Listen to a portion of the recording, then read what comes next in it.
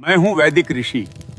हमने इस भूमि का नाम भारत रखा राजा भरत के नाम पर, जो धर्म और साहस के प्रतीक थे। यही नाम आज तक जीवित है। मैं हूं पुराणों का भूगोलविद।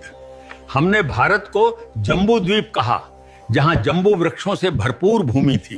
प्राचीन काल में पूरी धरती को इसी नाम से विभाजित किया जाता था। मैं हूं आर्य परंपरा का विद्वान। उत्तर से दक्षिण तक फैली इस भूमि को हमने आर्यावर्त कहा। यहाँ धर्म, ज्ञान और संस्कृति का वास था। मैं हूं फारसी यात्री। हमने सिंधु नदी को हिंद कहा और इस भूमि को हिंदुस्तान।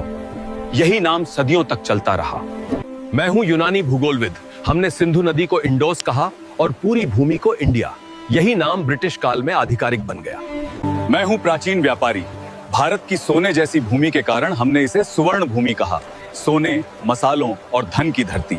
मैं हूं अरबी नाविक। हमने इस धरती को अल हिंद कहा। सागर, मसाला, व्यापार और ज्ञान की भूमि। मैं हूं फारसी इतिहासकार। हमने इस देश को हिंद कहा, जो सिंधु नदी से निकला नाम है। मैं हूं पुराणों का कथावाचक। इस उपमहाद्वीप को हमने भरतखंड कहा, राजा भरत की विशाल भूमि। मैं हूं चीन का भिक्षु यात्री। हमने भारत को जिहोनगना कहा, ज्ञान और आध्यात्मिकता की भूमि के लिए। मैं हूं प्राचीन चीनी इतिहासकार। हमने भारत को यिंगतू कहा, महान धर्म, संस्कृति और व्यापार की भूमि। मैं हूं सुश्रुत 600 ईसा पूर्व का शल्य चिकित्सक। मैंने नाक, कान और त्वचा की सर्जरी विकसित की, जिसे आज प्लास्टिक सर्जरी कहा जाता है। मेरी पुस्तक सुश्रुत संहिता में 300 से अधिक शल्य तकनीकें लिखी हैं। यही भारत की सर्जरी परंपरा की नींव है। मैं हूं चरक आयुर्वेद का आचार्य। 100 ईसा पूर्व मैंने लिखा था कि बीमारी का इलाज सिर्फ दवा से नहीं होता है।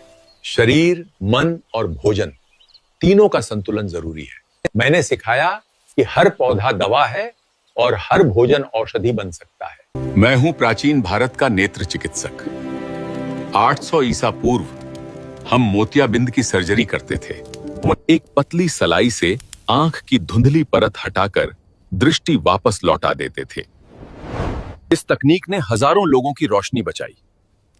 दुनिया में पहली कैटरैक्ट सर्जरी भारत की धरती पर हुई थी।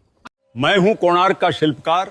हमने सूर्य मंदिर को इस तरह बनाया कि हर पहिया एक सटीक घड़ी की तरह समय बताता है। आज भी सूरज की किरणें हर घंटे पर ठीक इसी कोण से गिरती हैं, बिना किसी आधुनिक गणना के। मैं हूं भारतीय वास्तुकार। हमने ऐसे भवन बनाए जहां हर दिशा, हर खिड़की ऊर्जा के अनुसार तय थी, बिना बिजली